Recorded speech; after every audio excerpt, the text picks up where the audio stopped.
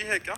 हाँ, नियम कानून एक तरफ है, भाव एक तरफ है। अगर भाव में भर करके नियम कानून का खंडन भी होता है तो उससे कोई फर्क नहीं पड़ता। जैसे श्री कर्मा बाई थी, उन्होंने विचार किया कि जगन्नाथ जी को दिन में तो खूब भोग लगता है, लेकिन जब रात में पट बंद हो जाते हैं तो उनको भूख लगती होगी। उन्होंने अपने भाव से विचारा तो 3 बजे तड़के उठकर बिना नहाए धोए सबसे पहले खिचड़ी बनाई और जगन्नाथ जी को रो के पुकारती तो जगन्नाथ जी आने लगे, उनकी गोद में बैठ जाते और वो पूरी खिचड़ी पवाती। एक दिन 7 बजे लगभग सुबह स्नान करने जा रही थी तो एक संत भगवान मिल गए जो नियम कानून को जानने वाले थे और नियम से चलते थे। उनका कर्मा भाई स्नान करने जा रहे हो? बोले हाँ। बोले किस प्रकार की तुम भक्त हो कि सूर्य उदय हो गया अब स्नान करने जा रहे हो? अरे भक्त तो तड़के स्नान करते हैं। तो उनका तड़के तुम ठाकुर जी का भोग बनाते हैं। अरे राम राम, कितना बड़ा अपराध करते हो, बिना स्नान किए बिना पवित्र हुए भोग बना के ठाकुर जी को, ये तो अपराध है। अब उन्होंने दूसरे दिन पहले स्नान और सब दिनचर्या की और भोग बनाया। जी ही एक कवल पवाया सो वहाँ पर्दा मंदिर का हटने को ठाकुर जी अंतर ध्यान हो गए। अब वहाँ खिचड़ी मुंह में लगी थी तो जगन्नाथ जी के पार्षदों ने पूछा अभी तो भोग पधराया नहीं,